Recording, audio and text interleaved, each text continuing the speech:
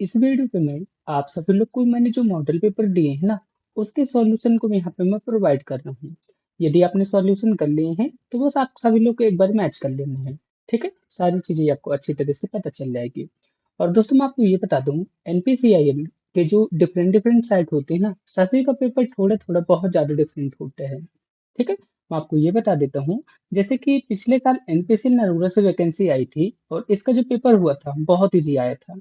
इसी तरह से रावत भाटा साइट का इससे टोटल अपोजिट आया था। इसी तरह से रावत भाटा से अपोजिट तारापुर का आया था।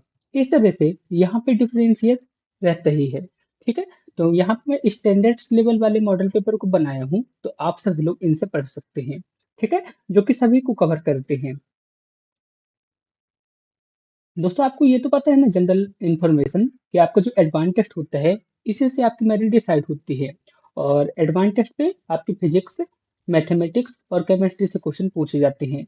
और मैं आपको ये बता दूं, यहाँ पे 50 क्वेश्चन पूछे जाते हैं, लेकिन कुछ फिक्स नहीं होता है। ठीक है, 50 क्वेश्चन पे से कभी कभी क्या होता है, फिजिक्स के 25 क्वेश्चन पूछ लिए, मैथ के 15 क्वेश्चन पूछ लिए। ठीक है, इससे कम भी पूछ सकते हैं, केमिस्ट्री के ज्यादा क्वेश्चन पूछ लिए, इस तरह होते रहते हैं। तो ये वेरी करते रहते हैं। ठीक है, कुछ फिक्स पैटर्न यहाँ पे नहीं होता है। ठीक है, लेकिन 50 क्वेश्चन ये पूछे जाते हैं, ये तो फिक्स ही होता है। लेकिन मैंने आपको ये जो बताया ना, इसी तरह से लगभग लगभग पूछा जाता है। और मैं आपको ये बता दूं, आपको इस पेपर को सॉल्व करने के लिए 120 मिनट की टाइमिंग यानी कि 2 घंटे की टाइमिंग आपको दी जाती है। तो आप सभी लोग अच्छे से सॉल्व कर लीजिएगा। अब दोस्तों बात करते हैं, टोटल पेपर यहाँ पे रहेगा आपका 150 मार्क्स का। ठीक है, बहुत अच्छा पेपर यहाँ पे होने वाला है आपका। आप सभी लोग को ये तो पता है। आप आपका जो यहाँ पे क्वेश्चन होता है ना, प्रत्येक क्वेश्चन यहाँ पे 3 नंबर का रहता है। यानी कि आप किसी क्वेश्चन के आंसर को सही करते हैं तो आपको 3 नंबर दिया जाएगा। यदि आप किसी क्वेश्चन के आंसर को गलत करते हैं तो 1 नंबर काट लिया जाएगा। लेकिन दोस्तों यदि आप निगेटिव मार्किंग करते हैं ना, तो आपके सीधे सीधे 4 मार्क्स जा रहे हैं। तो आपको एग्जाम हॉल पे निगेटिव मार्किंग बिल्कुल नहीं करना है। ठीक है, जितनी कम आप निगेटिव मार्किंग करेंगे, उतने ज्यादा आपके सिलेक्शन के चांसेस यहाँ पे बढ़ जाते हैं। तो आप सभी लोग को इस पे ध्यान देना है। ठीक है, तो आप हम लोग सीधा मुद्दे पे आते हैं और डिस्कस करते हैं सॉल्यूशन के बारे पे। यहाँ पे बहुत इजी क्वेश्चन है, आप सभी लोग सबसे पहले सॉल्व कीजिए, इसके बाद मैं आपको इसका आंसर बता रहा हूँ। तो बताइए दोस्तों, इसका आंसर क्या रहेगा। बहुत इजी है, आप सभी लोग सॉल्व करने की कोशिश कीजिए। होपफुली आप सभी लोग ने कर ही लिया होगा। यहाँ पे क्या है, यहाँ पे एक संख्या दी गई है, यानी कि एक नंबर दिया गया है। यहाँ पे आपको ये बताना है कि ये कैसा नंबर है, नेचुरल है, इरेशनल है, रेशनल है या फिर होल नंबर है। तो मैं आपको इसे सॉल्व करके दिखला देता हूँ। तो दोस्तों बहुत इजी है। तो आप सभी लोग मुझे ये बताइए कि आप सभी लोग ने बचपन से ये वाला फॉर्मूला पढ़ा है ना, ए प्लस बी का होल स्क्वायर, ये तो पढ़ा होगा। ठीक है, और इसका यहाँ पे यूज भी नहीं है, लेकिन मैं आपको फिर से बता रहा हूँ। ठीक है, हालांकि थोड़ा सा यूज यहाँ पे है।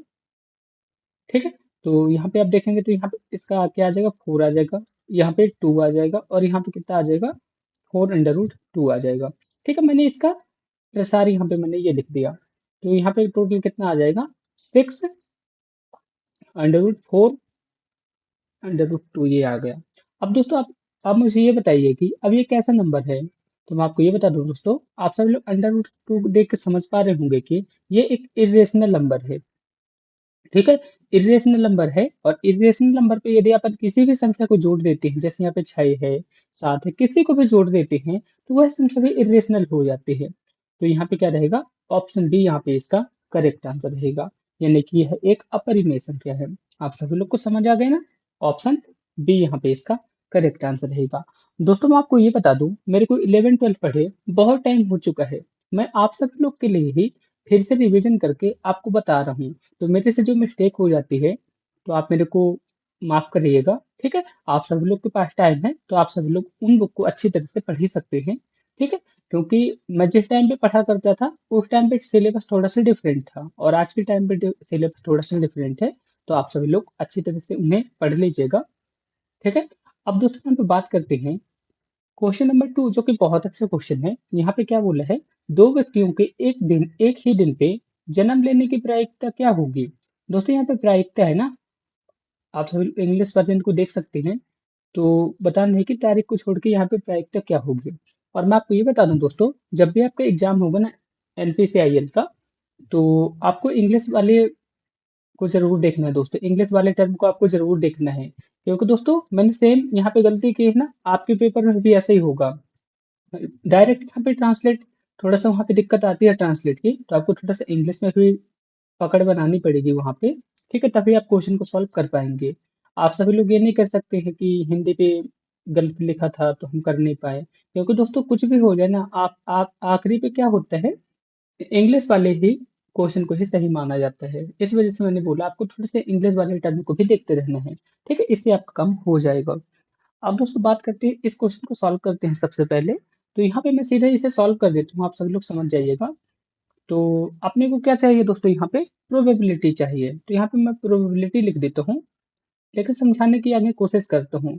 यहाँ पे कितने आदमी हैं, दो आदमी हैं, तो यहाँ पे मैंने दो आदमी ए और बी लिख दिया। ठीक है, तो हफ्ते पे कितने दिन होते हैं, 7 दिन होते हैं, तो यहाँ पे मैंने लिख दिया 7 दिन। ठीक है, ए भी 7 दिन में 7 दिन पैदा हो सकता है, और बी भी यहाँ पे हफ्ते के किसी भी 7वें दिन में पैदा हो सकते हैं। तो टोटल यहाँ पे केसेस कितने आ रहे हैं, 49 आ रहे हैं ना। यहाँ पे टोटल केसेस कितने आ रहे हैं, 49। ठीक है, और यहाँ पे फेवरेबल डेज कितने रहेंगे दोस्तों, यानी कि जो आपका वीक होता है, वीक में कितने दिन होते हैं, 7 दिन होते हैं, तो बस आपका आंसर आ चुका है। तो यहाँ पे मैंने 7 लिख दिया, और यहाँ पे टोटल केसेस कितने आ रहे हैं, 49 आ रहे हैं, दोनों को मैंने मिला दिया, तो 1/7 यहाँ पे इसका करेक्ट आंसर रहेगा। ऑप्शन सी यहाँ पे इसका करेक्ट आंसर रहेगा। आप सब लोग समझ गए ना, इस तरह से आपको इसे सॉल्व करना था। तो यहाँ पे मैंने लिख दिया a-1, और यहाँ पे क्या आ जाएगा, एडजॉइंट ए, और यहाँ पे आ जाएगा मॉड ऑफ ए। ठीक है, ये मैंने यहाँ पे ये फॉर्मूला होता है, आप सभी लोग इसे नोट कर लीजिए। ठीक है, अब मैं इसे सॉल्व कर रहा हूँ। अब अपने को यहाँ पे क्या चाहिए, अपने को ये यही चाहिए था ना। तो सबसे पहले एडजॉइंट ए निकालते हैं, तो एडजॉइंट ए क्या रहेगा यहाँ पे, मैं यहाँ पे से डायरेक्ट यहाँ पे हल कर रहा हूँ। तो यहाँ पे आ जाएगा 1/AB। ए बी कैसे आया है, इन दोनों को मल्टीप्लाई से आया है, 1 के साथ जीरो को मल्टीप्लाई होगा तो ये जीरो होगा, ए इंटू बी बराबर ए इंटू बी आ जाएगा। ठीक है, इतना आप सभी लोग को समझ आ गया होगा। अब यहाँ पे एक बार फिर से आपको क्या करना है, इनका इनका मल्टीप्लाई करना है, A0 - 1, और यहाँ पे बी, और ये आ गया। इस तरह से एक बार आपको फिर से करना है, तो यहाँ पे कितना आ जाएगा, यहाँ पे मॉड ए की वैल्यू मैंने यहाँ पे ये बताई है।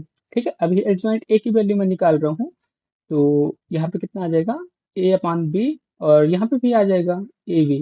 तो इस तरह से यहाँ पे एक यहाँ पे इसका करेक्ट आंसर रहेगा। ठीक है, ऑप्शन ए यहाँ पे इसका करेक्ट आंसर रहेगा। होपफुली आप सभी लोग समझ गए होंगे। ठीक है, मैंने आपको फॉर्मूला बता दिया, बस आपको इससे समझ जाना है कैसे करना है। ठीक है, और ये आप सभी लोग के 11th या फिर 12th वाले चैप्टर पे मिल जाएगा, तो आप सभी लोग वहां से देख लीजिएगा, आपको अच्छी तरह से समझ आ जाएगा। अब यहाँ पे नेक्स्ट क्वेश्चन है, क्वेश्चन नंबर 4 है। यहाँ पे एक श्रृंखला दी गई है, यानी कि एक सीरीज दी गई है, और आपसे पूछा है कि 100 पदों का योग कितना होगा, यानी कि टोटल पद कितने हैं, यहाँ पे 100 है, तो यहाँ पे मैंने 100 तो पहले से ही लिख दिया। ठीक है, अब यहाँ पे एक छोटी सी ट्रिक है दोस्तों, यहाँ पे जैसे 9 है ना, 9, 99, और यहाँ पे 9, 999। ठीक है, तो इसे अपन कैसे लिख सकते हैं, जैसे यहाँ पे मैं लिख दिया 10 - 1। ठीक है, इसे मैं क्या लिख सकता हूँ, 100। 100 को मैं क्या लिख सकता हूँ, 10⁻2 - 1। इसी तरह से 1000 को मैं क्या लिख सकता हूँ, 1000, 10⁻³ 10⁻³ - 1। इस तरह से तो लिख ही सकता हूँ। ठीक है, ये भी सीरीज ही मैंने बना दिया। ठीक है, ये जो वहां पे लिखा था सेम मैंने वही किया। इस तरह करके आपको 100 तक जाना है। ठीक है, यहाँ पे मैं लिख दिया 100 तक आपको यहाँ पे जाना ही है। ठीक है, इस तरह आपको आगे बढ़ाते ही रहना है। ठीक है, तो यहाँ पे क्या आ जाएगा, अब आपको क्या करना है, यहाँ पे जितने भी 10 10 वाले आपको दिख रहे हैं, तो आपको 10 10 वाले को अलग कर देना है। 10 + 10² +10³ +10⁴ भी आएगा, और इसके बाद और आगे जाता जाएगा। ठीक है, ये आ गया। इसके बाद क्या करना है, इसके बाद यहाँ पे माइनस आएगा, फिर इसके बाद 1 + 1 + 1, इस तरह से 100 टाइम्स जाएंगे। ठीक है, 100 टाइम्स, ये आ गया।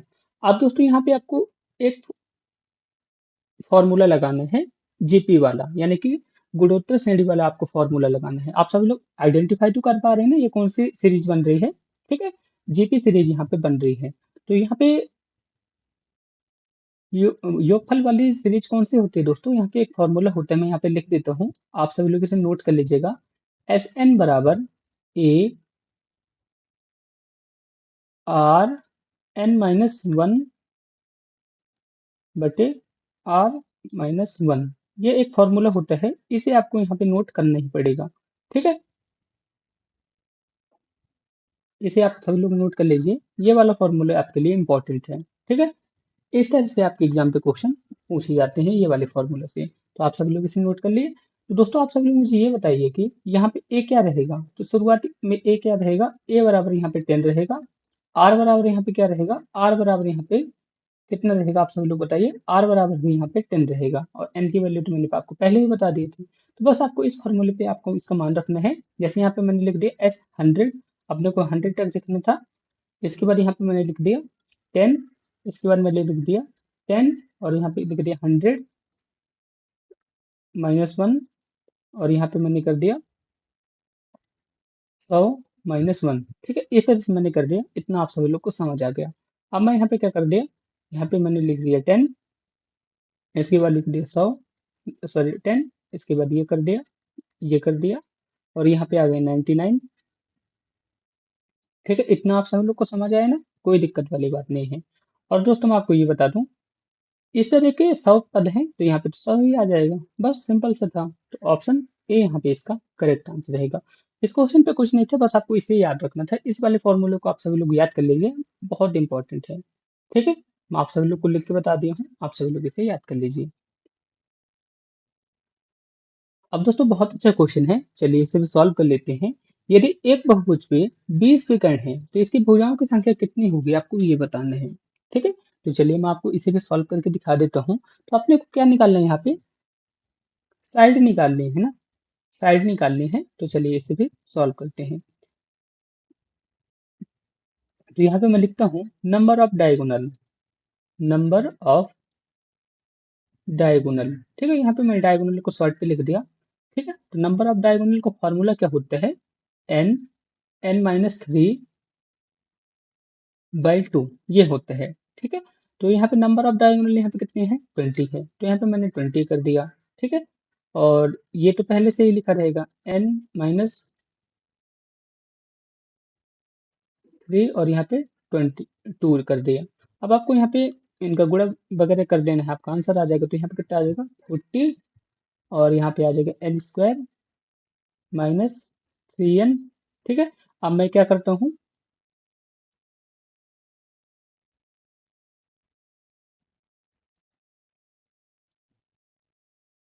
मैंने यहाँ पे जो 40 थे ना, इसको यहाँ तरफ लेके आ गए, तो ये आ गया। ठीक है, तो दोस्तों जब आप इनका गुणनखंड करेंगे ना, तो यहाँ पे क्या आ जाएगा, यहाँ पे जब आप इनका गुणनखंड करेंगे तो यहाँ पे मैं लिख देता हूँ एन स्क्वायर।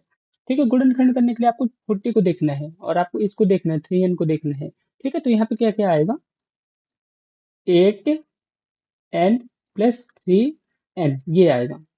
सॉरी 5n आएगा यहाँ पे। ठीक है, यहाँ पे 5 रहेगा, 5। ठीक है, तब यहाँ पे -3 आ रहा। ठीक है, और यहाँ पे मैंने 40 कर दिया। तो यहाँ पे कितना आ जाएगा, n-8, और यहाँ पे आ जाएगा 5, और यहाँ पे आ जाएगा n-8 बराबर 0। ठीक है, तो यहाँ से n की वैल्यू कितनी आ जाएगी, n+5, और यहाँ पे आ जाएगा n-8 बराबर 0। आपका आपको क्या करना है, जैसे यहाँ पे n+5 बराबर 0, तो n की वैल्यू कितनी आ गई, -5। ठीक है, यहाँ पे माइनस है, और यहाँ पे n-8 बराबर 0, तो n की वैल्यू यहाँ पे कितनी आ गई, 8 आ गई। अब दोस्तों ये बताइए, कोई भी साइड है, ये माइनस से तो हो नहीं सकती है। यहाँ पे 0 माइनस जो 5 है ना, तो ये तो निगलेक्ट हो गया। तो 8 यहाँ पे इसका करेक्ट आंसर रहेगा। ऑप्शन डी यहाँ पे इसका करेक्ट आंसर रहेगा। आप सभी लोग को समझ आ गया ना? कोई भी दिक्कत हो तो आप मुझे से फिर से पूछ सकते हैं। ठीक है, अब यहाँ पे मैं आपको नेक्स्ट क्वेश्चन बता रहा हूँ। ठीक है, तो आप सभी लोग इसे सॉल्व करने की कोशिश कीजिए, इसके बाद मैं आपको बताता हूँ। ठीक है, तो दोस्तों आप सभी लोग को क्वेश्चन नंबर 6 पे एक फॉर्मूला लगाना है, और आपका आंसर आ जाएगा। ठीक है, ये वाले फॉर्मूला आपने बहुत बारी पढ़ा होगा। जैसे कि दोस्तों यहाँ पे मैं लिख देता हूँ, log a plus log b। तो जब यहाँ पे प्लस से होते हैं तो क्या हो जाता है, लॉग ए इंटू बी, यही हो जाता है ना। तो बस इसका यहाँ पे यही इसी का यूज है और आपका आंसर आ जाएगा। ठीक है, तो यहाँ पे मैं डायरेक्ट यहाँ पे यूज कर रहा हूँ। तो यहाँ पे जब मैं डायरेक्ट यहाँ पे यूज करूंगा ना, तो यहाँ पे क्या आ जाएगा, लॉग 10, ठीक है, 5x प्लस 1 बराबर 3। ठीक है, तो यहाँ पे कितना आ जाएगा। अब इसके बाद दोस्तों यहाँ पे जैसे log 10 है ना, ये वहां पे जाएगा, तो यहाँ पे वहां पे जाने के बाद क्या हो जाएगा, वहां पे जाने के बाद हो जाएगा दोस्तों 10 की पावर 3 हो जाएगा। तो यहाँ पे क्या आ जाएगा, 5x प्लस 5 बराबर 10 की पावर 3। 10 की पावर 3 को अपन यहाँ पे लिख देते हैं 5x प्लस 5 1000, यहाँ पे मैंने लिख दिया 1000। ठीक है,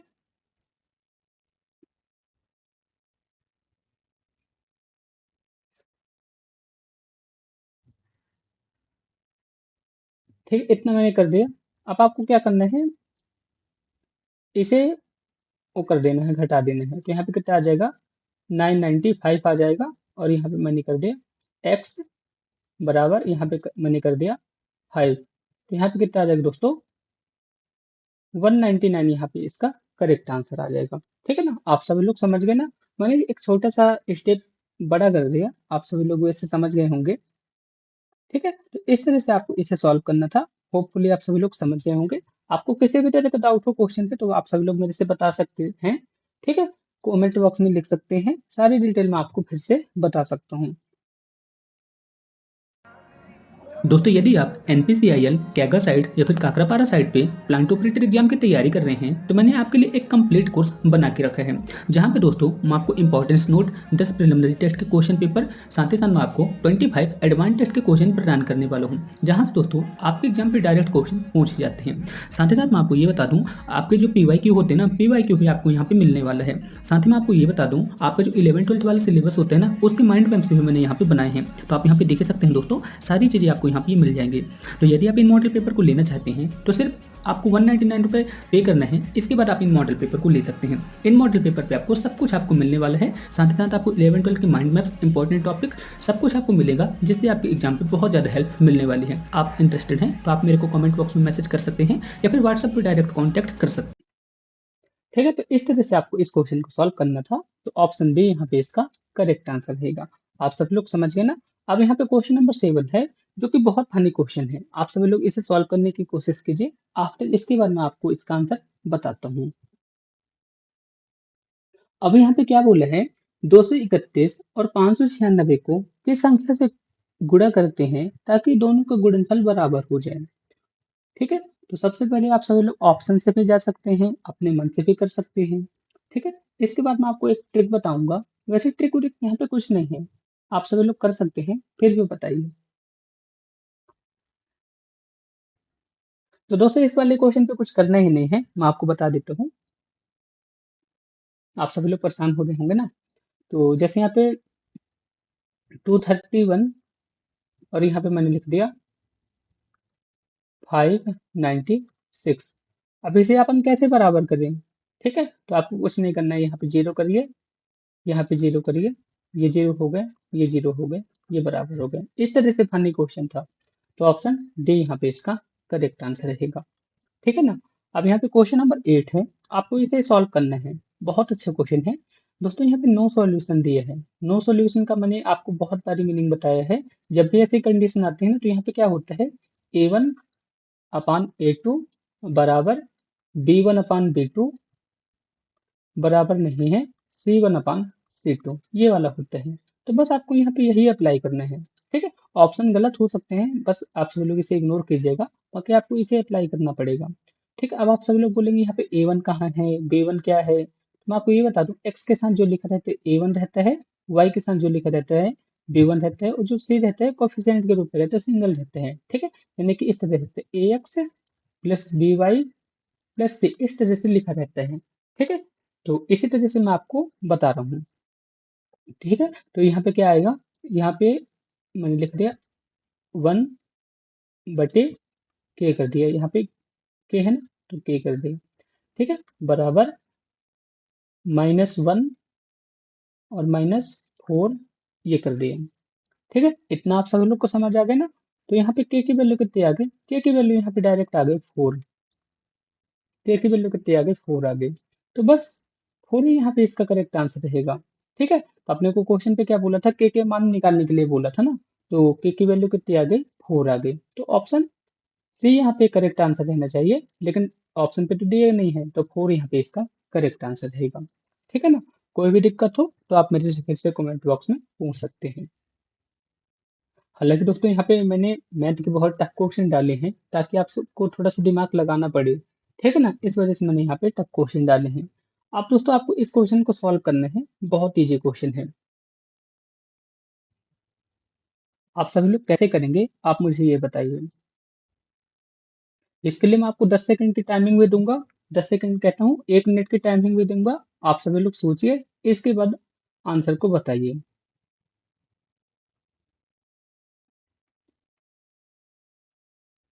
होपफुली आप सभी लोग कर रहे होंगे, साथ ही साथ मैं भी कर देता हूँ।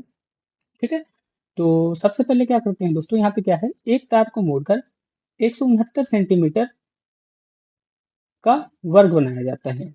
ठीक है, यदि उसी तार को मोड़कर एक वृत्त बनाया जाता है तो उसका क्षेत्रफल क्या होगा, ये पूछा गया है। ठीक है, तो सबसे पहले क्या करते हैं, साइड ऑफ स्क्वायर निकाल लेते हैं। तो यहाँ पे हम क्या निकाल लेते हैं, side of square. Side of square में यहाँ पे निकाल लेता हूँ तो क्या आ जाएगा, साइड ऑफ स्क्वायर निकालने के लिए आपको 169 का अंडर रूट लेना पड़ेगा। तो कितना आ जाएगा, 13 सेंटीमीटर आ जाएगा। ठीक है, अब आपको इसका पेरीमीटर निकालना है। जो आपका स्क्वायर होता है ना, स्क्वायर का पेरीमीटर क्या आएगा, स्क्वायर का पेरीमीटर, यहाँ पे मैंने पेरीमीटर लिख दिया, क्या आएगा आप बताइए। स्क्वायर का पेरीमीटर क्या रहता है, 4 इंटू साइड, 4 इंटू साइड ही रहता है ना। तो यहाँ पे लिख दिया 4 इंटू साइड कितनी है, 13 है। तो यहाँ पे मैंने लिख दिया 52 सेंटीमीटर, ये यहाँ पे मैंने लिख दिया।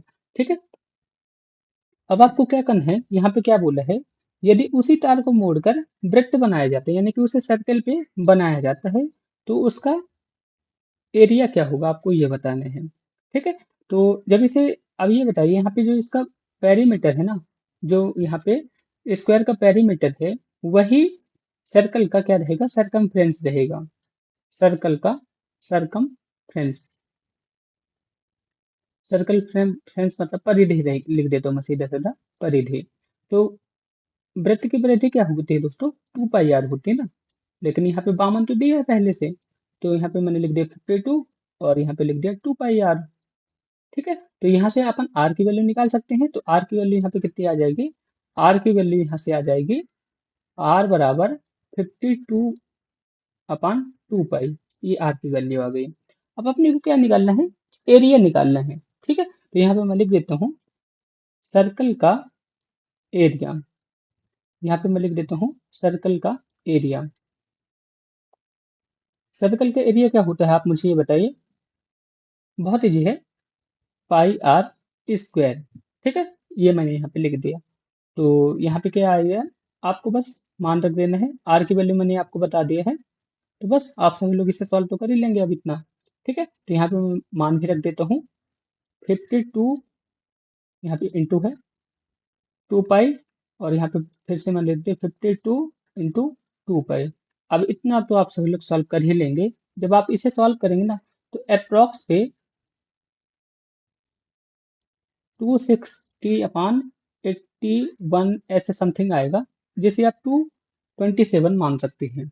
ठीक है, थोड़ा सा कैलकुलेटिव क्वेश्चन था, इस वजह से मैंने आपको यहाँ पे दिया था। तो ऑप्शन बी यहाँ पे इसका करेक्ट आंसर रहेगा। आप सभी लोग सॉल्व कर लेंगे ना, कैलकुलेशन तो आप सभी लोग कर ही सकते हैं अब इतने।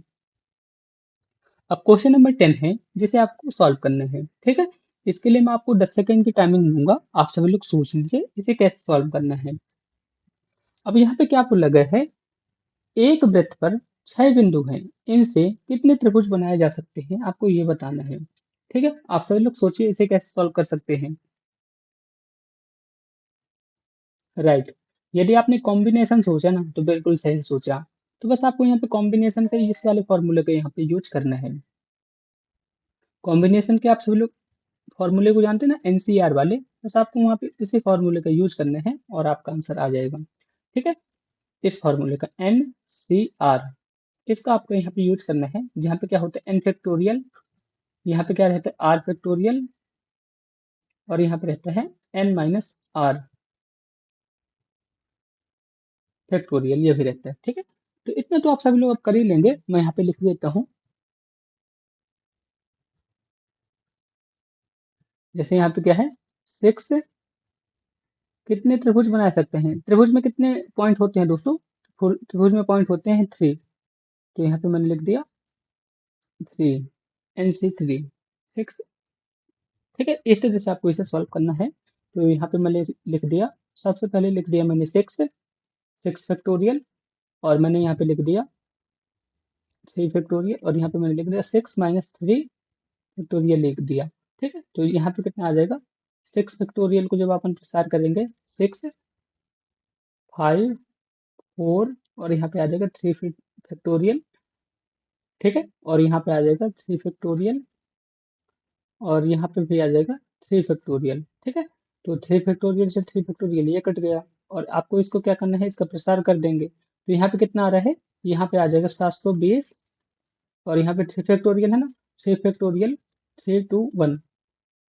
ठीक है, तो जब आप इस पे इससे भाग देंगे तो कितना आ जाएगा आंसर, आप मुझे बताइए। एक सेकंड रुकिएगा, मैंने यहाँ पे कुछ गलती कर दी है।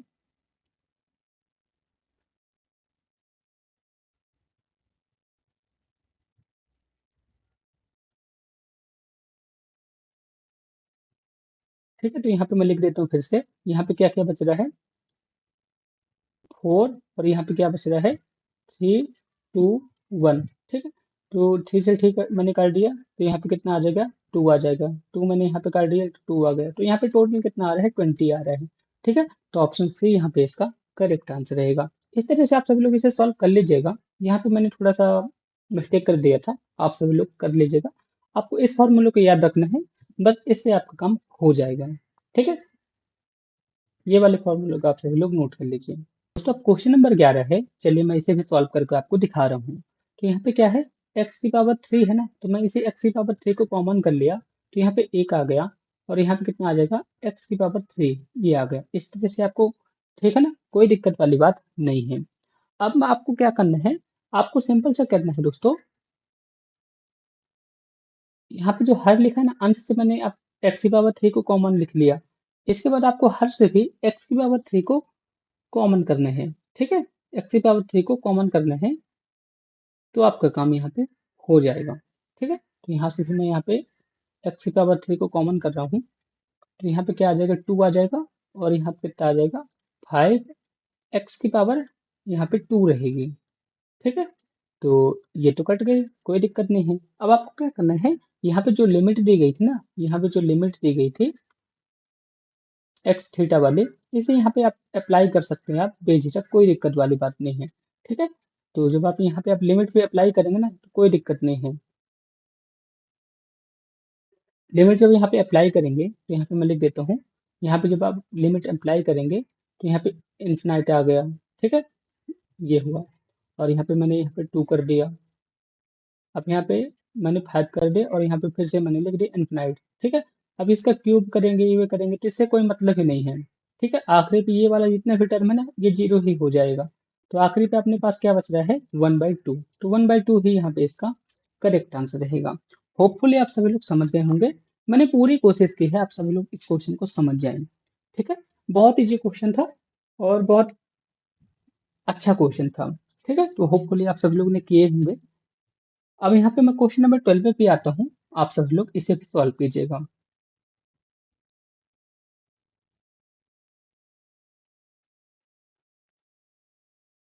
दोस्तों यहाँ पे ये वृत्त का क्षेत्रफल है ना, तो आप सभी लोग इससे पता कर पा रहे होंगे कि आप सभी लोग ने ये वाले फॉर्मूले को भी पढ़ा होगा, एक्स स्क्वायर वाई स्क्वायर बराबर आर स्क्वायर।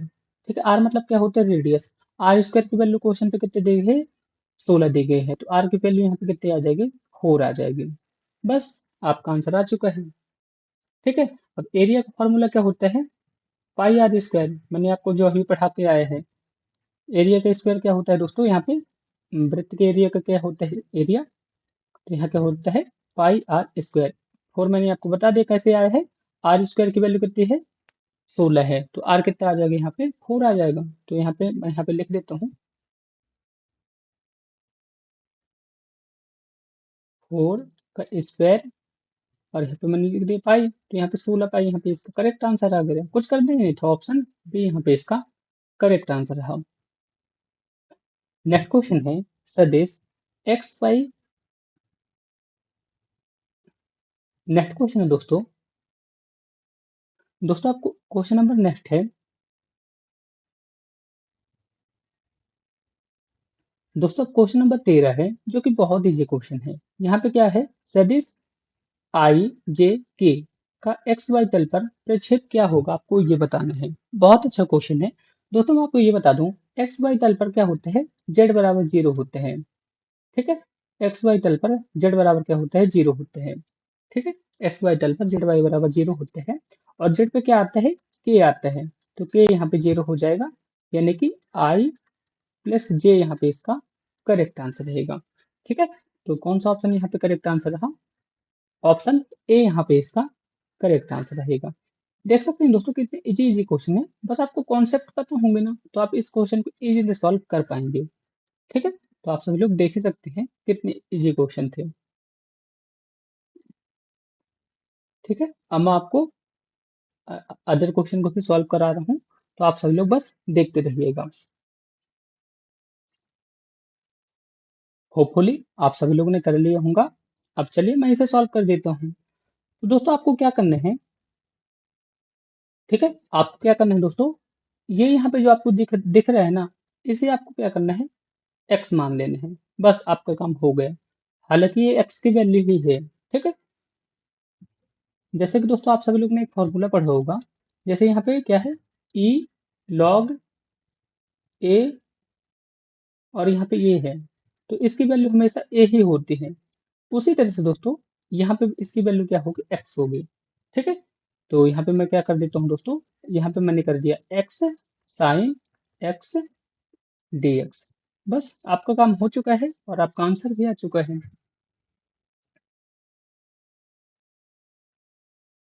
ठीक है ना, इसी तरह से आपको इसे सॉल्व करना था।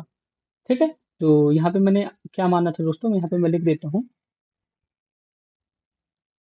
आप सभी लोग को समझने में इजी रहेगा। ई एल एन एक्स बराबर एक्स, मैंने इसे एक्स मान लिया, बस आपका आंसर आ चुका, आपका पूरा क्वेश्चन सॉल्व हो चुका। अब बस आपको क्या करना है, इसका इंटीग्रेशन कर देना है। तो सबसे पहले क्या करेंगे, इस पे दो पद वाले इंटीग्रेशन का यूज करेंगे। सबसे पहले एक्स को छोड़ेंगे, तो साइन एक्स का करेंगे इंटीग्रेशन।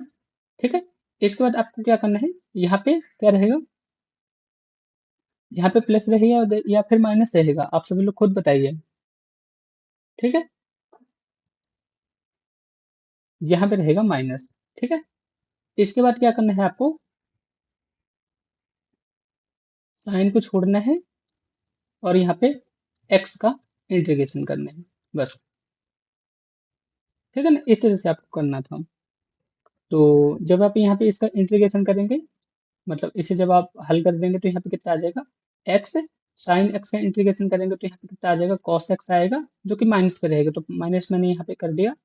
ठीक है, अब यहाँ पे साइन साइन है ना, तो यहाँ पे मैंने साइन कर दिया, और यहाँ पे साइन एक्स है, साइन एक्स का इंटीग्रेशन करना है आपको। ठीक है, तो साइन एक्स का इंटीग्रेशन आप सभी लोग करिए, तो साइन एक्स ही आएगा, और यहाँ पे एक्स, सॉरी यहाँ पे एक्स है ना, तो यहाँ पे एक्स आएगा, और यहाँ पे कोफिशिएंट जुड़ जाएगा सी। ठीक है, तो कौन से ऑप्शन पे आप सभी लोग देख लीजिए दोस्तों, ऑप्शन बी यहाँ पे इसका करेक्ट आंसर रहेगा। आप सभी लोग समझ तो गए ना। ठीक है, एक बार ये आप सभी लोग फिर से समझने की कोशिश कीजिए, कुछ इसी तरह से सॉल्व करना था। दोस्तों क्वेश्चन नंबर 15 है, आपको इसे सॉल्व करना है। यहाँ पे क्या बोला गया है, यहाँ पे ए है और यहाँ पे बी है, तो आपको ये बताना है ए माइनस बी और बी माइनस, इसका यूनियन क्या होगा। तो दोस्तों आप सभी लोग देख सकते हैं, सबसे पहले मैं यहाँ पे लिख देता हूँ ए माइनस बी।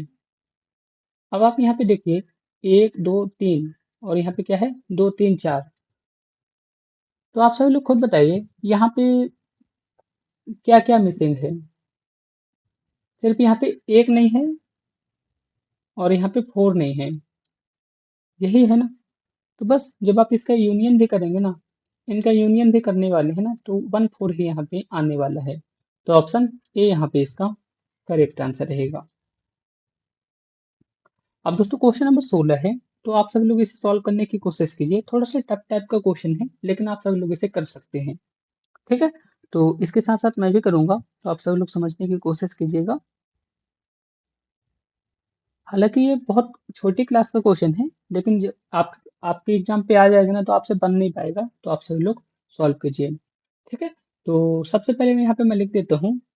जैसे यहाँ पे क्या है, x बराबर 0.6 0.66 इस तरह से मैंने यहाँ पे लिख दिया। ठीक है, यहाँ पे मैंने वार लगा दिया। अब क्या मैं यहाँ पे क्या करता हूँ, 1000 का यहाँ पे गुणा करा देता हूँ।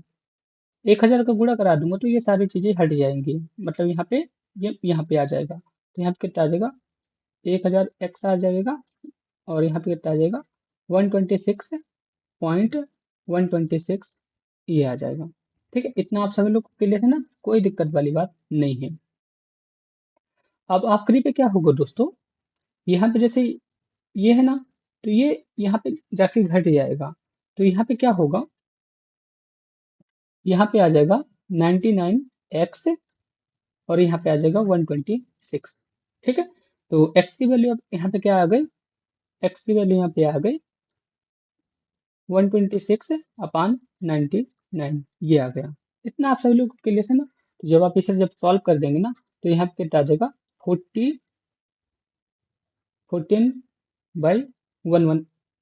ऑप्शन बी यहाँ पे इसका करेक्ट आंसर हुआ। इतना आप सभी लोग समझ गए, कोई दिक्कत वाली बात नहीं है। अब दोस्तों क्वेश्चन नंबर 17 आता है, जो कि थोड़ा सा टफ क्वेश्चन है। आप सभी लोग समझने की कोशिश कीजिएगा, तभी आपको समझ आएगा। अब यहाँ पे क्या बोला है, 1, यहाँ पे एक मैंने बता दिया, 1 2 आयोटा स्क्वायर, 4 आयोटा की पावर 4, और यहाँ पे 8 आयोटा की पावर 6 है। इस तरह से यहाँ पे बताया गया है। आपको यहाँ पे इन्फिनाइट श्रेणी तक का योग आपको यहाँ पे बताना पड़ेगा। ठीक है, तो चलिए इस क्वेश्चन को भी सॉल्व कर लेते हैं। थोड़ा सा टफ क्वेश्चन है, लेकिन आप सभी लोग का दिमाग का एक्सरसाइज हो जाएगा इससे। ठीक है, तो इसे भी सॉल्व करते हैं।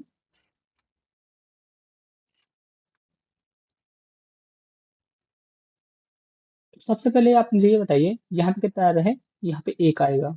ठीक है, आई स्क्वायर बराबर -1 होता है, और यहाँ पे 4 है ना, तो यहाँ पे 4 तो 4 ही रहेगा। ठीक है, बस आपको इतने से मतलब रहना चाहिए। और जैसे यहाँ पे 8 है, 8 यहाँ पे कितने पे आएगा, 8 यहाँ पे शायद माइनस पे आएगा। ठीक है, माइनस पे आ जाएगा। अब दोस्तों आप मुझे ये बताइए कि ये कौन सी श्रेणी लग रही है आपको, जीपी टाइप लग रही है ना, जीपी टाइप में। ठीक है, यहाँ पे जाएंगे तो यहाँ पे -2 आ गया, यहाँ पे फिर जाएंगे तो -2 आ गया, फिर यहाँ पे माइनस जाएंगे तो -2 आएगा, यानी कि आपको डिवाइड करना है।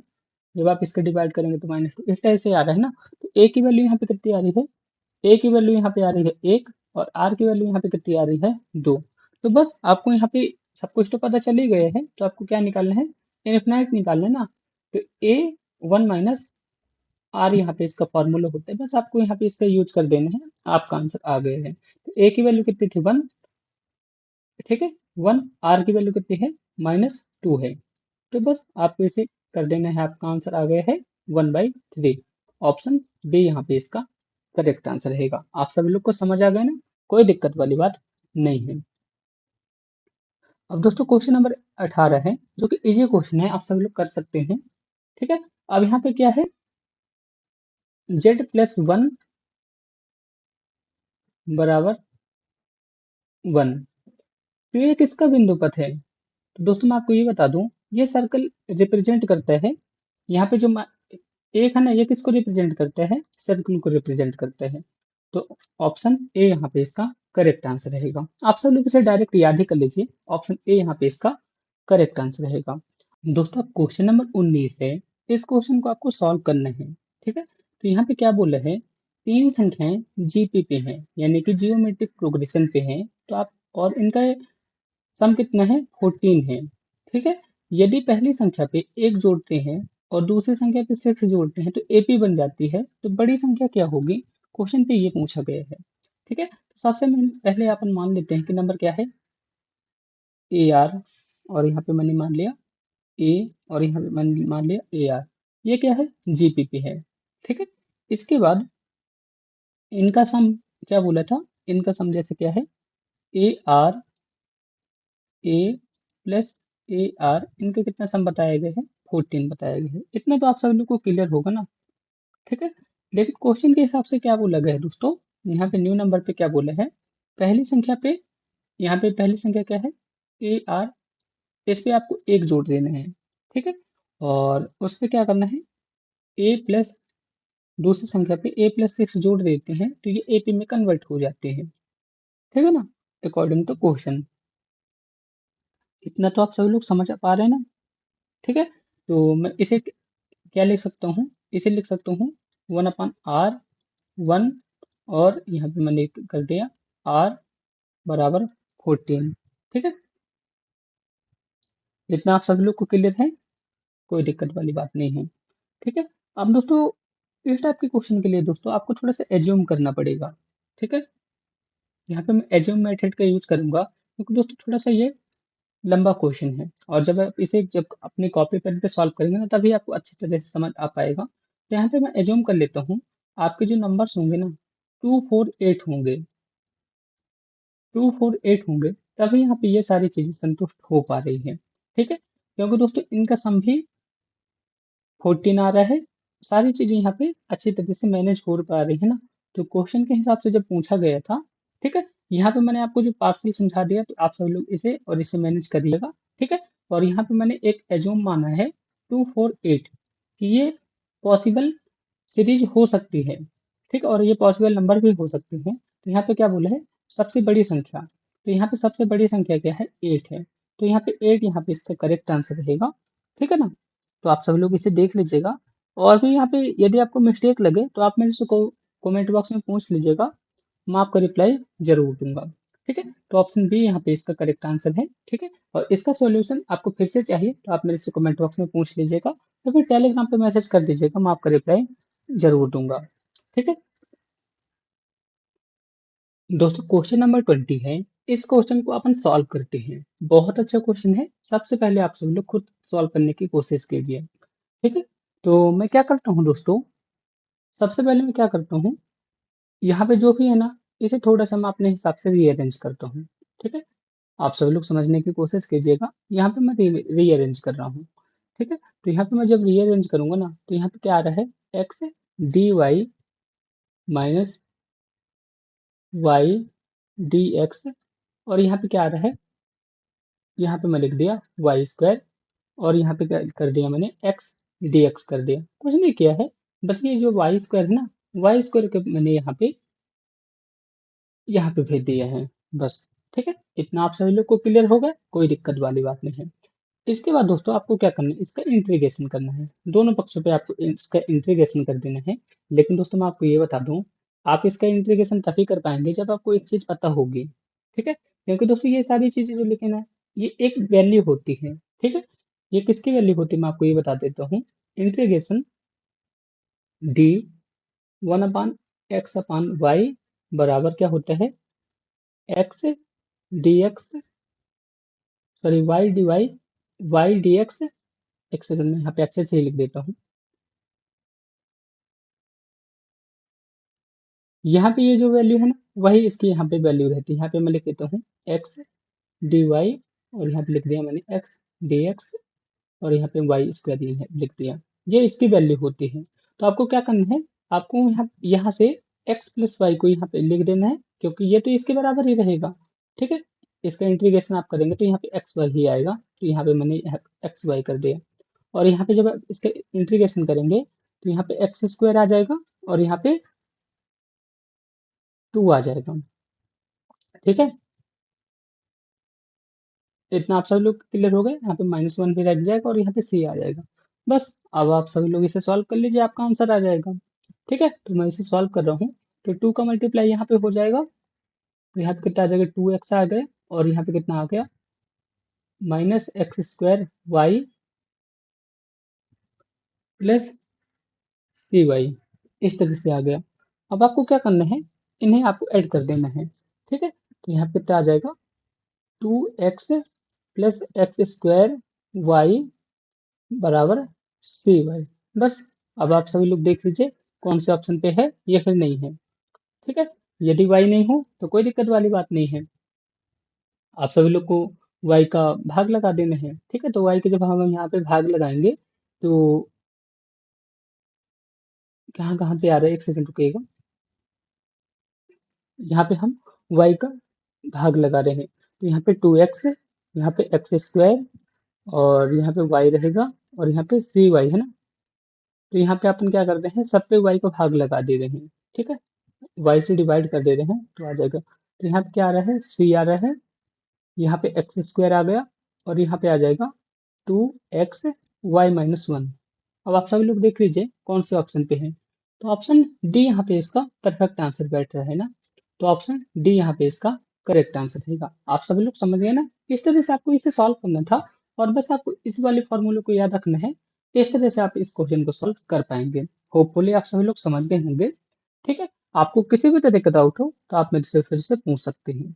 है, एक वर्ग का क्षेत्रफल 5.29 है। ठीक है, तो ऐसे 7 वर्ग का क्षेत्रफल के सार्थक अंकों पे कितने होंगे आपको ये बताना है। ठीक है, तो एक का तो बता दिया गया है, तो 7 का कितना होगा, बस आपको 7 से मल्टीप्लाई कर देना है। ठीक है, तो मैं यहाँ पे 7 से इसका मल्टीप्लाई कर दूंगा, 7 × 5.29, इसे जब मल्टीप्लाई कर दूंगा तो इसका आंसर कितना आ जाएगा, 37.0 के समथिंग आएगा। ठीक है, तो ऑप्शन ए यहाँ पे इसका करेक्ट आंसर रहेगा। ठीक है, कोई दिक्कत वाली बात नहीं, डायरेक्ट यहाँ पे पूछा था मैंने, डायरेक्ट कर दिया। ऑप्शन ए यहाँ पे इसका करेक्ट आंसर रहेगा। नेक्स्ट क्वेश्चन है, एक वृत्तीय पथ पर, ठीक है, यानी कि एक यहाँ पे सर्कुलर पाथ है और यहाँ पे यूनिफॉर्म मूवमेंट हो रहा है। ठीक है, और यहाँ पे क्या है, अभिकेंद्री बल यानी कि सेंट्रीपिटल फोर्स यहाँ पे लग रहा है। तो किसी वस्तु द्वारा किया गया कार्य कितना होगा आपको ये बताना है। तो इसका हमेशा मान कितना रहेगा, 0 ही रहेगा। तो ऑप्शन ए यहाँ पे इसका करेक्ट आंसर रहेगा। आप सभी लोग समझ गए ना, ऑप्शन ए यहाँ पे इसका करेक्ट आंसर रहेगा। एक बार इस क्वेश्चन को मैं फिर से रिपीट करता हूँ। एक वृत्तीय पथ पर समरूप गति करते हुए पिंड पर अभिकेंद्री बल द्वारा किया गया कार्य कितना होता है, 0 होता है। ठीक है, आप सभी लोग समझ गए ना। और अभिकेंद्री बल यानी कि सेंट्रीपिटल फोर्स। ठीक है, ठीक है, तो यहाँ पे मैं लिख देता हूँ, यहाँ पे मास कितना दिया गया है, मैं यहाँ पे सारी चीजें लिख देता हूँ। यहाँ पे एम की वैल्यू दी गई है 50 kg। आप सभी लोग समझ गए ना, एम की वैल्यू 50 kg। स्टेप यहाँ पे कितने बता दिए गए हैं, स्टेप यहाँ पे बता दिए गए हैं 44। ठीक है, और यहाँ पे टाइम कितना बता दिए गए हैं,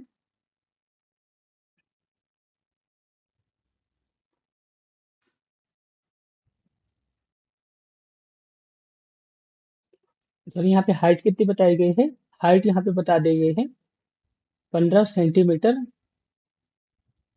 15 सेंटीमीटर है ना, इसे आपको मीटर पे कन्वर्ट कर लेना है, तो 0.15 मीटर आ जाएगा ना। इसे मैंने मीटर पे कन्वर्ट कर लिया। टाइम यहाँ पे कितना है, टाइम यहाँ पे 10 सेकेंड है, तो यहाँ पे मैंने 10 सेकेंड कर दिया।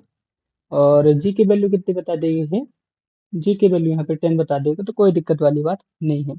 ठीक, अब यहाँ पे अपन क्या करते हैं, टोटल हाइट निकाल लेते हैं सबसे पहले।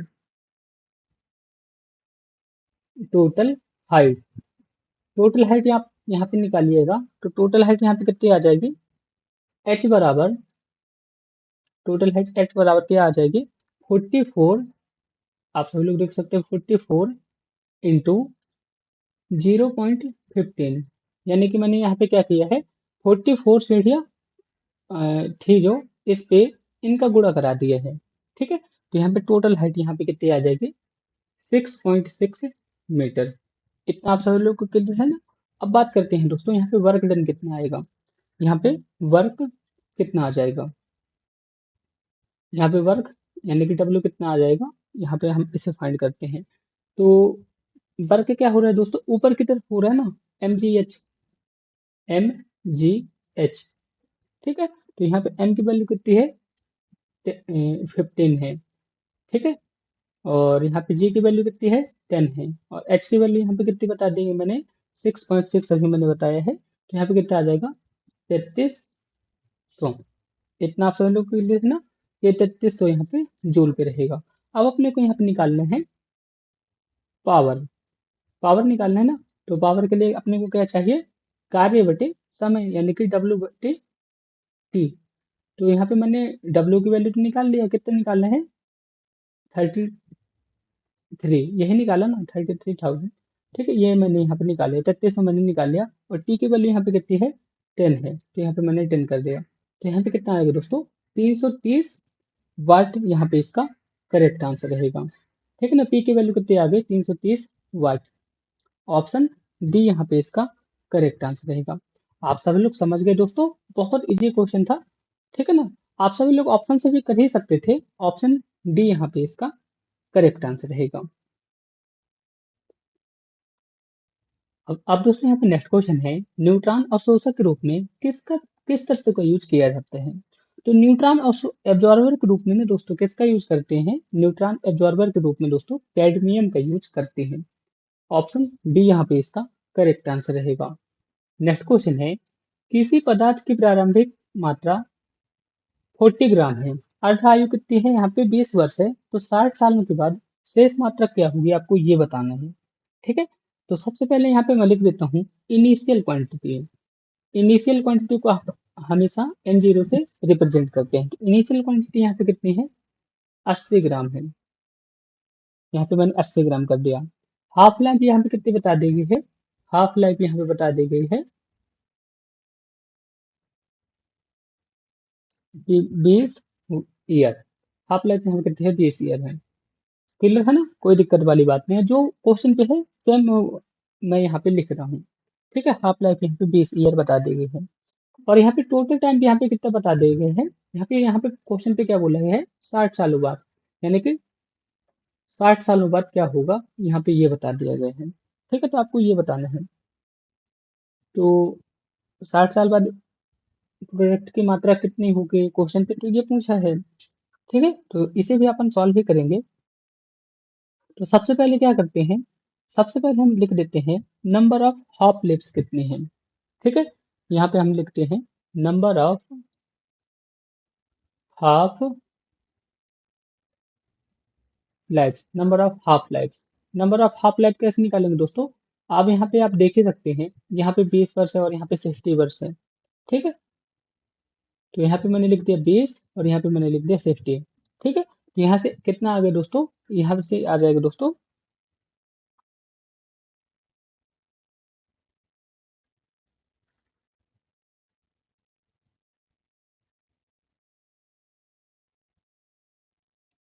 अब दोस्तों यहाँ पे हम निकालते हैं नंबर ऑफ हाफ लिप्स। तो हम यहाँ पे क्या निकालते हैं, number of half lips. Number of half lips निकालने के लिए क्या करेंगे दोस्तों, सबसे पहले अपन क्या करते हैं यहाँ पे एन, यहाँ पे अपन निकालें एन बराबर T upon T by two. ठीक है, हाफ लाइफ यहाँ पे क्या रहेगी दोस्तों टी बाई टू रहेगी, और यहाँ पे टोटल यहाँ पे क्या मैंने बताया है, टोटल टोटल के लिए मैंने क्या बताया था, टी बराबर यहाँ पे कितना है 60 ईयर। ठीक है, तो यही बताया था ना। तो टी की वैल्यू यहाँ पे कितनी है 60 है, और टी बाई टू की वैल्यू कितनी है 20 है, तो यहाँ पे कितना आ जाएगा 3 आ जाएगा, तो एन की वैल्यू यहाँ पे 3 आ गई ना, कोई दिक्कत वाली बात नहीं है। ठीक है, अब आप सभी लोग को मैं एक फॉर्मूला बता रहा हूँ, बस उस फॉर्मूले पे आपको वैल्यू पुट करना है और आपका आंसर आ गया है। ठीक है, तो उस फॉर्मूले का नाम क्या है दोस्तों, रिमेनिंग क्वांटिटी वाला, एन बराबर n0 इंटू 1/2 एन, ये एक फॉर्मूला होता है, बस आपको इसे नोट कर लेना है और आपका आंसर आ चुका है। ठीक है, अब मैं आपको क्या कर रहा हूँ, इन सब पे आपकी इनकी वैल्यू रख देता हूँ और इसका आंसर आ जाएगा। ठीक है, तो n0 की वैल्यू कितनी थी 80 थी, तो यहाँ पे मैंने 80 कर दिया। ठीक है, यहाँ पे मैंने 1/2 कर दिया, और यहाँ पे n की वैल्यू कितनी आ गई है 3 आ गई है, तो बस आप इसे काटिएगा, तो यहाँ पे कितना आ जाएगा दोस्तों 10 ग्राम, यहाँ पे इसका करेक्ट आंसर रहेगा। क्लियर है ना, कोई दिक्कत वाली बात नहीं है। ऑप्शन सी यहाँ पे इसका करेक्ट आंसर हुआ। नेक्स्ट क्वेश्चन है, वाहनों के टायरों में पट्टियों, दोस्तों नेक्स्ट क्वेश्चन है, वाहनों के टायरों पर पट्टियों पर टेस्ट क्यों बने होते हैं, आपको ये बताना है। ठीक है, तो इसका करेक्ट आंसर क्या रहेगा दोस्तों बताइए, बहुत इजी क्वेश्चन है, आप सभी लोग थोड़ा सा सोचिएगा, आपका आंसर आ जाएगा। तो इसका करेक्ट आंसर रहेगा दोस्तों फ्रिक्शन को बढ़ाने के लिए ऑप्शन बी यहाँ पे इसका करेक्ट आंसर रहेगा। ठीक है ना। अब यहाँ पे क्वेश्चन नंबर 27 है जो कि न्यूमेरिकल टाइप क्वेश्चन है। तो चलिए इसे सॉल्व करते हैं। तो सबसे पहले आप सभी लोग खुद सॉल्व करने की कोशिश कीजिए, इसके बाद मैं आपको इसे सॉल्व करके बताता हूँ। तो यहाँ पे मास कितना है दोस्तों, यहाँ पे मास बता देगा है 2 टन। ठीक है, मास यहाँ पे कितना है दोस्तों, 2 टन है। 2 टन को अपन यहाँ पे क्या लिख सकते हैं दोस्तों, 2 टन को अपन यहाँ पे लिख सकते हैं 1 टन बराबर 1000 किलो। ठीक है, तो यहाँ पे 2 टन यानी कि 2000 किलो। बस इतना आपको करना था। ठीक है, और यहाँ पे काइनेटिक एनर्जी कितनी बता देंगे है 10 की पावर 8। ठीक है, तो आप सभी लोग ये वाला फॉर्मूला जानते हैं ना कि काइनेटिक एनर्जी बराबर 1/2 mv²। ये फार्मूला जानते हैं ना, बस आपको इसका यहाँ पे यूज करना है और आपका आंसर यहाँ पे आ जाएगा। ठीक है, तो यहाँ पे मैंने लिख दिया v बराबर, ठीक है, यहाँ पे मैं शॉर्ट पे जल्दी जल्दी करूंगा। 2 के ई, 2 के ई, और यहाँ पे m आ जाएगा, इस तरह से आ जाएगा। ठीक है ना, क्लियर है, कोई दिक्कत वाली बात नहीं है। और फिर यहाँ पे कितना आ जाएगा, यहाँ पे 2 आ जाएगा, और यहाँ पे काइनेटिक एनर्जी कितनी है 10 की पावर 8, और यहाँ पे मैंने लिख दिया m कितना है 2000 kg। ठीक है, बस आपको इसे सॉल्व करना है। अब आपके आंसर लगभग लगभग आ चुके हैं। ठीक है, तो मैं इसे सॉल्व कर रहा हूँ। तो यहाँ पे तो 1000 आ जाएगा फिर से। ठीक है, 1000 यानी कि 10 की पावर 3। तो यहाँ पे आ जाएगा 10 की पावर 5। ठीक है, 10 की पावर 5 को अपन क्या लिख सकते हैं,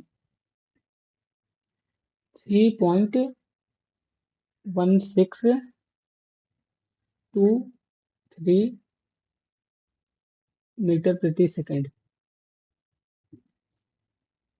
ठीक है, यहाँ पे कितना आ रहा है 316.23 मीटर प्रति सेकंड आ रहा है। ठीक, 316 मीटर प्रति सेकंड आ रहा है। ठीक है, ये इसका यहाँ पे इसका करेक्ट आंसर आ रहा है। लेकिन दोस्तों ऑप्शन पे देख सकते हैं 316 तो कहीं पे आया ही नहीं।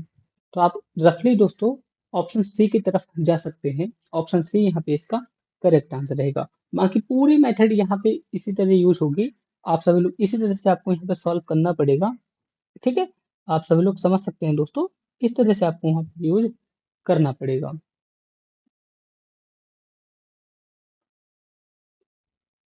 समझ गए ना दोस्तों, ऑप्शन सी यहाँ पे इसका करेक्ट आंसर रहेगा।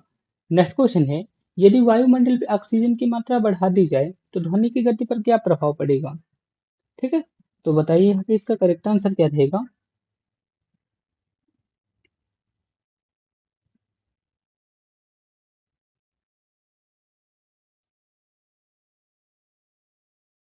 तो इसका करेक्ट आंसर रहेगा बढ़ेगी।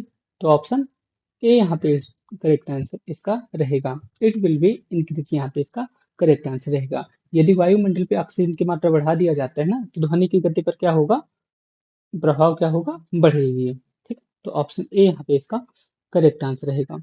नेक्स्ट क्वेश्चन है, विद्युत द्विध्रुव की निरक्षीय स्थिति पर विद्युत विभव का मान क्या होता है। तो विद्युत द्विध्रुव की निरक्षीय स्थिति पर क्या होता है, उसका मान क्या होता है आपको ये बताना है।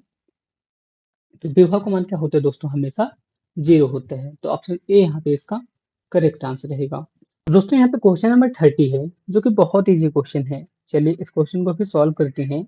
तो यहाँ पे क्या बोला है, यहाँ पे 2 ओम और 4 ओम के प्रतिरोध समांतर क्रम पे जुड़े हुए हैं। ठीक है, और 6 ओम की बैटरी से संयोजित है। ठीक है, तो यहाँ पे क्या बोला है, 4 ओम प्रतिरोधक से उत्पन्न ऊष्मा कितनी होगी आपको ये बताना है। तो दोस्तों यहाँ पे सिर्फ 4 ओम की बात की गई है ना, यहाँ पे 2 ओम का कुछ लेना देना नहीं है। ठीक है, तो आपको सिर्फ यहाँ पे 4 ओम से मतलब रहना चाहिए। तो अपने को यहाँ पे क्या निकालना है, अपने को यहाँ पे निकालना है ऊष्मा की दर। ठीक है, यानी कि अपने को यहाँ पे पावर ही निकालना पड़ेगा, यानी कि पी का यूज यहाँ पे करना पड़ेगा। तो पी का यूज हम यहाँ पे करेंगे तो v²/r। ठीक है, इसका यूज यहाँ पे अपन करेंगे। ठीक है, ये वाले फॉर्मूले का यहाँ पे अपन यूज करेंगे तो आपका आंसर आ जाएगा।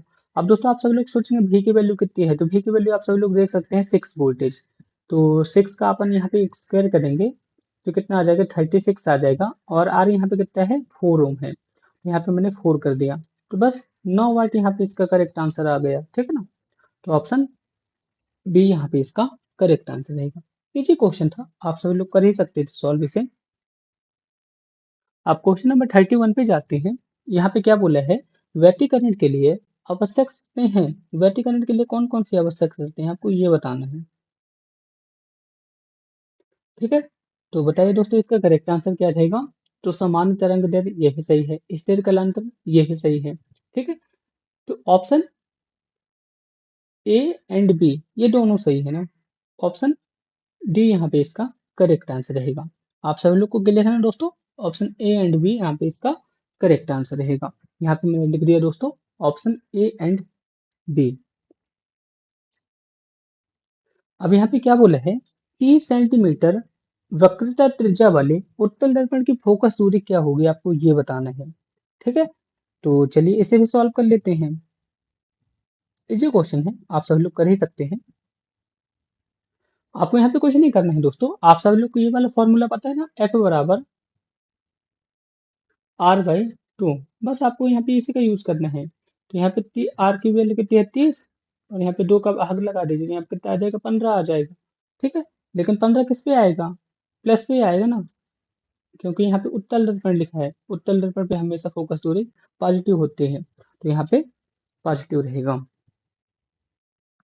दोस्तों अब क्वेश्चन नंबर 33 है, यहाँ पे आपको पेयर को बताना है कि कौन कौन से पेयर यहाँ पे सही हैं।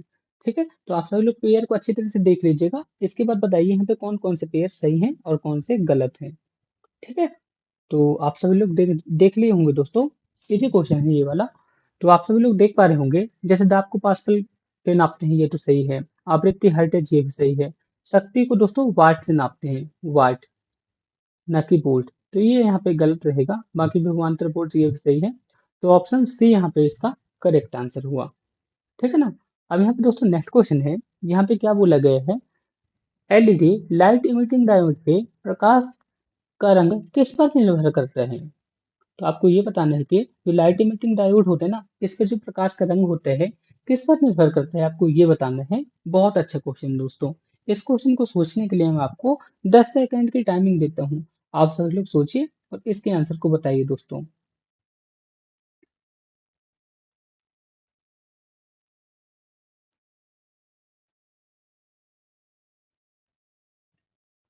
तो होपफुली दोस्तों आप सभी लोग ने सही जवाब दिया होगा। ऑप्शन ए यहाँ पे इसका करेक्ट आंसर रहेगा, अर्धचालक के पदार्थ पर निर्भर करता है। नेक्स्ट क्वेश्चन है, यदि किसी कुंडली से गुजरने वाला चुंबकीय फ्लक्स के साथ परिवर्तित होता है तो टी बराबर 2 सेकंड बाद ईएमएफ क्या होगा आपको ये बताना है। ठीक है, यहाँ पे आपको न्यूमेरिकल वगैरह पूछा गया है, तो चलिए इसे भी सॉल्व कर लेते हैं। इजी क्वेश्चन है, बहुत टाइम नहीं लगेगा यहाँ पे। ठीक, तो यहाँ पे आप सभी लोग ये बताइए दोस्तों, यहाँ पे इंड्यूस्ड ईएमएफ होता है।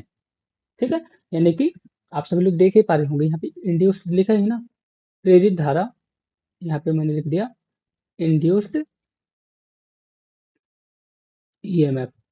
ठीक है, इंड्यूस्ड ईएमएफ का फॉर्मूला क्या होता है, ई बराबर minus D phi upon D T, यही होता है ना।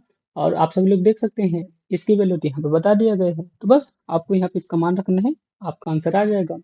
ठीक है, तो यहाँ पे मैं इसका मान रख देता हूँ दोस्तों, तो यहाँ पे क्या आ जाएगा,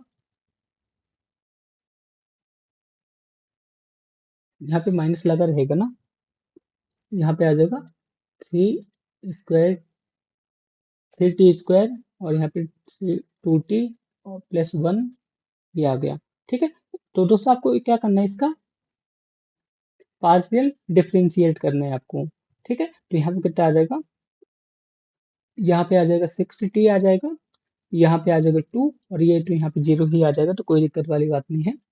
और यहाँ पे माइनस रहेगा ये। ठीक है, अब यहाँ पे t की वैल्यू कितनी बता दी गई है, t की वैल्यू यहाँ पे बता दी गई है 2, t की वैल्यू कितनी है 2, तो आपको यहाँ पे बस 2 की वैल्यू को पुट करना है, आपका आंसर आ जाएगा।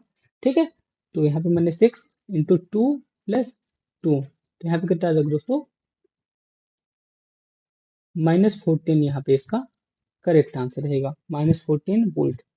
ठीक है, -14 वोल्ट यानी कि ऑप्शन सी यहाँ पे इसका करेक्ट आंसर रहेगा। दोस्तों यहाँ पे सी और डी दोनों सेम सेम है, लेकिन यहाँ पे ऑप्शन सी यानी कि माइनस के साथ यहाँ पे करेक्ट आंसर रहेगा। आप सब लोग ये समझ लीजिए, ऑप्शन की तरफ मत ध्यान दीजिए। ठीक है। अब दोस्तों यहाँ पे नेक्स्ट क्वेश्चन है, एडी करंट क्या होती है, आपको ये बताना है। दोस्तों एडी करंट क्या होते हैं, जो इंड्यूस्ड करंट होता है ना और मेटेलिक कोर होते हैं, उससे जनरेट होते हैं। ठीक है। तो ऑप्शन ए यहाँ पे इसका करेक्ट आंसर रहेगा। ठीक है। ऑप्शन ए यहाँ पे इसका करेक्ट आंसर रहेगा। आप सब लोग समझ गए। नेक्स्ट क्वेश्चन है, साइक्लोट्रॉन पे आवेशित कण की आवृत्ति किस पर निर्भर करती है, आपको ये बताना है। ठीक। साइक्लोट्रॉन पर आवेशित कण की आवृत्ति किस पर निर्भर करती है, आपको दोस्तों ये बताना है। इसका करेक्ट आंसर क्या होगा। तो दोस्तों इसका करेक्ट आंसर रहेगा ऑप्शन सी, चार्ज यानी कि कण के आवेश, द्रव्यमान और चुंबकीय क्षेत्र पर निर्भर करता है। दोस्तों यहाँ पे साइक्लोट्रॉन की बात आई है, तो यहाँ पे साइक्लोट्रॉन की फ्रिक्वेंसी भी पूछ सकते हैं। तो साइक्लोट्रॉन की फ्रिक्वेंसी क्या होती है, क्यू बी अपान 2 पाई एम, ये इसकी फ्रिक्वेंसी होती है। इसे आपको याद कर लेना है। ठीक है। इससे आप बहुत सारी चीजों को फाइंड कर सकते हैं। ठीक है। तो आप सब लोग इसे याद कर लीजिएगा। ऑप्शन सी यहाँ पे इसका करेक्ट आंसर रहेगा। के वेग से 5 टॉर चुंबकीय क्षेत्र में प्रवेश करता है यदि आवेश 2 कूलाम हो और वेग और क्षेत्रफल के बीच का कोण कितना है, 30 डिग्री हो, तो कण पर लगने वाला बल क्या होगा, आपको ये बताना है। ठीक है। तो चलिए इसे भी सॉल्व करते हैं। तो सबसे पहले आप मुझे ये बताइए दोस्तों, इसके लिए एक फॉर्मूला होता है, मैं आपको यहाँ पे लिख देता हूँ, जिसे आप सभी लोग तुरंत याद कर लीजिए। फॉर्मूला क्या होता है, क्यू भी बी साइन थीटा। ये वाला फॉर्मूला आप सभी लोग तुरंत याद कर लीजिए। इससे सब कुछ यहाँ पे यूज होने वाला है। ठीक है। अब दोस्तों आप सभी लोग पूछेंगे यहाँ पे चार्ज कितना है, 2 कूलाम है, आप सभी लोग देख सकते हैं। ठीक है। चार्ज मैंने आपको बता दिया 2 कूलाम है। और यहाँ पे वेग कितना है दोस्तों, वेग आप सभी लोग देख सकते हैं 3 मीटर प्रति सेकंड। ठीक है। और यहाँ पे दोस्तों, यहाँ पे जो चुंबकीय है ना, चुंबकीय क्षेत्र, अब यहाँ पे देख सकते हैं मैग्नेटिक फील्ड, मैग्नेटिक फील्ड यहाँ पे कितना है, 5। ठीक है। तो आप सभी लोग इसे देख सकते हैं।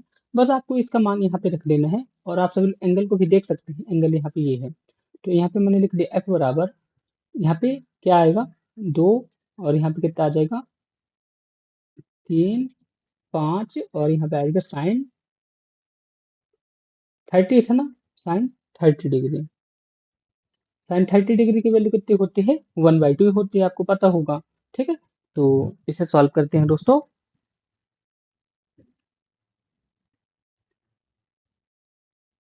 तो एफ बराबर क्या आ जाएगा, एफ बराबर 2 3/2, और यहाँ पे कितना आ जाएगा, 1/2। ठीक है। तो जब आप इसे सॉल्व कर देंगे दोस्तों, कितना आ जाएगा, 15 न्यूटन यहाँ पे इसका करेक्ट आंसर रहेगा। आप सभी लोग को समझ आ गया ना। बस आपको फॉर्मूला याद होना चाहिए ना, तो इस टाइप के क्वेश्चन को आप सॉल्व कर पाएंगे। ठीक है। और दोस्तों मैं आपको ये बता दूं, ये वाला क्वेश्चन आपकी 12th वाली बुक में इजीली मिल जाएगा। ठीक है। तो इजी क्वेश्चन था ना, आप सब लोग देख ही सकते हैं। अब दोस्तों नेक्स्ट क्वेश्चन है, एक धनावेशित वस्तु पे क्या होता है, आपको ये बताना है। एक धनावेशित वस्तु पे क्या होता है दोस्तों, हमेशा इलेक्ट्रॉन की कमी होती है। ठीक है। धनावेशित वस्तु पे क्या होती है दोस्तों, इलेक्ट्रॉन की कमी होती है। ठीक है। इतना तो आप सभी लोग को क्लियर होगा ही। ठीक है। तो ऑप्शन डी यहाँ पे इसका करेक्ट आंसर रहेगा। अब दोस्तों यहाँ पे नेक्स्ट क्वेश्चन है, क्वेश्चन नंबर 40 है। यहाँ पे क्या बोला गया है, एक एक स्थिर तरंग में दो क्रमागत निस्पंदों के बीच की दूरी कितनी है, 15 सेंटीमीटर है। तो तरंग दर क्या होगा, आपको ये बताना है। ठीक है। तो चलिए इसे सॉल्व करते हैं। दोस्तों यहाँ पे निस्पंदों लिखा है, यानी कि नोट्स हुआ। ठीक है। तो आप सभी लोग थोड़ा सा कंफ्यूज मत होइएगा, आपके पेपर में कुछ इसी तरह की हिंदी मिलेगी, तो आपको उनसे कंफ्यूज नहीं होना है। ठीक है। तो दोस्तों यहाँ पे क्या रहेगा, इसे मैं सॉल्व कर दे रहा हूँ। तो λ/2 की वैल्यू यहाँ पे क्वेश्चन पे कितनी बता दी गई है, 15 बता दी गई है। तो बस आप क्वेश्चन पे यही बता दिया गया है, तो बस आपको कुछ नहीं करना है। लेमडा की वैल्यू यहाँ पे कितनी आ जाएगी, 13 आ जाएगी, 30 आ जाएगी, सॉरी। ऑप्शन ए यहाँ पे इसका करेक्ट आंसर आएगा। बहुत छोटी छोटी क्वेश्चन है, इस तरह से आपको देखना पड़ेगा। ठीक है। आप सभी लोग समझे कि नहीं समझे? जैसे कि दोस्तों यहाँ पे मैंने एक एक ग्राफ टाइप बनाया है, ठीक है? यहाँ पे एक तरंग यहाँ पे गई, एक तरंग यहाँ पे गई, यहाँ तरंग एक यहाँ पे गई, ठीक है? अब यहाँ पे क्या बोल रहा है? दो क्रमागत निस्पंदों यानी कि इनके बीच की डिस्टेंस बता दी गई है कि 15 है, ठीक है? तो वही तो मैंने बता दिया कि लैम्डा बाई 2 की वैल्यू सीधे 15 बता दी गई है। तो बस आप सभी लोग इसे सॉल्व कर लीजिए, ठीक है? अब दोस्तों केमिस्ट्री के क्वेश्चन आ चुके हैं, तो चलिए केमिस्ट्री के क्वेश्चन को भी सॉल्व कर लेते हैं। इजी क्वेश्चन है, सारे क्वेश्चन को मैं यहाँ पे सॉल्व करा रहा हूँ, ठीक है? दोस्तों यहाँ पे क्या बोला गया है कि CO यानी कि कार्बन मोनोऑक्साइड पे कौन कौन से बंध होते हैं? तो मैं आपको ये बता दूं दोस्तों, कार्बन मोनोऑक्साइड पे त्रिबंध होते हैं। जैसे यहाँ पे मैंने बता दिया दोस्तों, यहाँ पे इस तरह से 3 बंध होते हैं। लेकिन दोस्तों यदि क्वेश्चन पे ये पूछ लेते कि इसमें कितने सिग्मा बंध पाए जाते हैं और कितने पाई बंध पाए जाते हैं, तो सिग्मा बंध यहाँ पे कितने पाए जाते हैं? 1 पाए जाते हैं, और पाई बंध कितने पाए जाते हैं? 2 पाए जाते हैं। तो इसे भी आपको याद रखना पड़ेगा। नेक्स्ट क्वेश्चन है, ब्रोमीन जल ऑक्सीकृत कर देता है। तो जो ब्रोमीन जल होता है ना दोस्तों, सिर्फ ग्लूकोज को ऑक्सीकृत करता है। ऑप्शन सी यहाँ पे इसका करेक्ट आंसर रहेगा। नेक्स्ट क्वेश्चन है, क्रायोजेनिक्स। तो क्रायोजेनिक्स मतलब होता क्या है दोस्तों? बताइए आप सभी लोग। बहुत अच्छा क्वेश्चन है, आपके एग्जाम पे कभी भी आ सकता है। तो इसका करेक्ट आंसर रहेगा दोस्तों, क्रायोजेनिक्स का मतलब होता है सबसे कम टेम्परेचर। सबसे कम टेम्परेचर यानी कि सबसे लो टेम्परेचर, यहाँ पे इसका करेक्ट आंसर रहेगा। तो ऑप्शन बी यहाँ पे इसका करेक्ट आंसर रहेगा, ठीक है? अब दोस्तों यहाँ पे क्वेश्चन नंबर 44 है। यहाँ पे क्या बोला है? निम्नलिखित में से कौन सा लुईस अम्ल है? तो इसका करेक्ट आंसर रहेगा BF3। तो BF3 जो है ना, लुईस एसिड है, ठीक है? ऑप्शन ए यहाँ पे इसका करेक्ट आंसर रहेगा, ठीक है? अब यहाँ पे क्या बोला है दोस्तों? सबसे प्रबलतम ध्रुवण क्षमता वाला आयन कौन सा है? तो दोस्तों आप मुझे ये बताइए दोस्तों, सबसे बड़ी यहाँ पे त्रिज्या किसकी रहेगी? लिथियम की रहेगी। तो ध्रुवण क्षमता भी उसकी ही रहेगी, ठीक है? तो यहाँ पे ऑप्शन डी यहाँ पे इसका करेक्ट आंसर रहेगा। नेक्स्ट क्वेश्चन है, निम्न में से कौन सा आयोडो फॉर्म परीक्षण नहीं देता है? आपको ये बताना है, ठीक है? कठिन क्वेश्चन है दोस्तों, आप सभी लोग इसे सॉल्व करने की कोशिश कीजिए।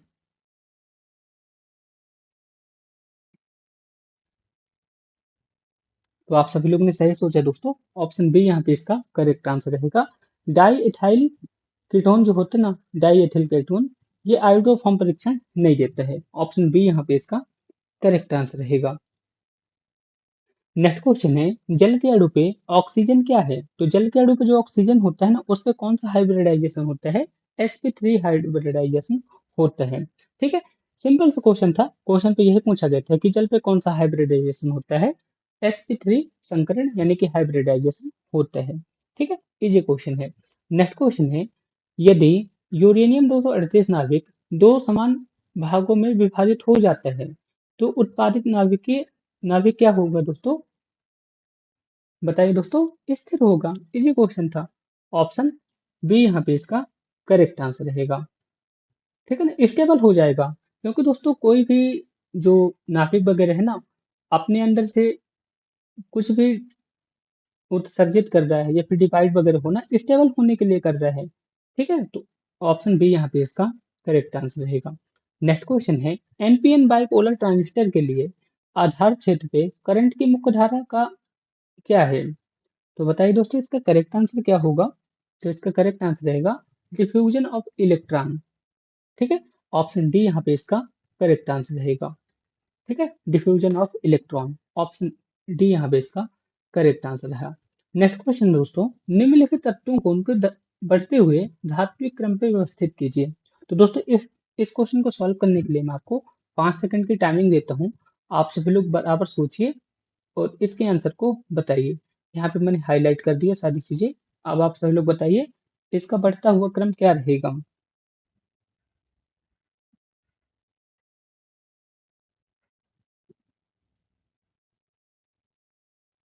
तो दोस्तों ये सारी चीजें बढ़ते हुए क्रम पे ही लिखी हुई है, तो ऑप्शन सी यहाँ पे इसका करेक्ट आंसर रहा। तो दोस्तों यहाँ पे मैंने मॉडल पेपर को सॉल्व करवा दिया है। होपफुली मैंने आपको जितने भी क्वेश्चन सॉल्व कराए होंगे, सारे क्वेश्चन आपको समझ आ गए होंगे। फिर भी आपके मन पे किसी भी तरह का डाउट रह जाता ना, तो आप मेरे कमेंट बॉक्स में फिर से पूछ सकते हैं, क्योंकि दोस्तों मैंने आपको जो सॉल्यूशन कराए हैं, मेरे को भी 11 12 पढ़े बहुत टाइम हो चुका है। इस वजह से थोड़ा-थोड़ा मैं भी रुक जाता था, तो इसके लिए एक्सट्रीमली सॉरी, ठीक है? फिर भी मैंने आपसे मेरे से जितना हो पाया मैंने पूरी कोशिश की आप सभी लोग को समझाने के लिए। आपको किसी भी तरह का कोई भी डाउट हो, आप मेरे से कमेंट बॉक्स में पूछ लीजिएगा या फिर आप मेरे से व्हाट्सएप पे मैसेज कर दीजिएगा, मैं आपको रिप्लाई ज़रूर दूँगा। दोस्तों यदि आप NPCIL, कैगा साइट या फिर काकरापारा साइट पे प्लांट ऑपरेटर एग्जाम की तैयारी कर रहे हैं तो मैंने आपके लिए एक कंप्लीट कोर्स बना के रखा है जहां पे दोस्तों मैं आपको इंपॉर्टेंस नोट 10 प्रिलिमिनरी टेस्ट के क्वेश्चन पेपर साथ ही साथ मैं आपको 25 एडवांस टेस्ट के क्वेश्चन प्रदान करने वाला हूं जहां से दोस्तों आपके एग्जाम पे डायरेक्ट क्वेश्चन पूछ जाते हैं। साथ ही साथ मैं आपको ये बता दूं आपके जो PYQ होते हैं ना PYQ भी आपको यहाँ पे मिलने वाला है। साथ ही मैं आपको ये बता दूं आपका जो 11-12 वाले सिलेबस होते हैं ना उसके माइंड मैप्स भी मैंने यहाँ पे बनाए हैं, तो आप यहाँ पे देख सकते हैं दोस्तों सारी चीजें आपको यहाँ पे मिल जाएंगे। तो यदि आप इन मॉडल पेपर को लेना चाहते हैं तो सिर्फ आपको 199 रुपये पे करना है, इसके बाद आप इन मॉडल पेपर को ले सकते हैं। इन मॉडल पेपर पे आपको सब कुछ आपको मिलने वाला है, साथ ही साथ आपको 11-12 के माइंड मैप्स इंपॉर्टेंट टॉपिक सब कुछ आपको मिलेगा जिससे आपके एग्जाम पे बहुत ज़्यादा हेल्प मिलने वाली है। आप इंटरेस्टेड हैं तो आप मेरे को कमेंट बॉक्स में मैसेज कर सकते हैं या फिर व्हाट्सएप पर डायरेक्ट कॉन्टैक्ट कर सकते हैं।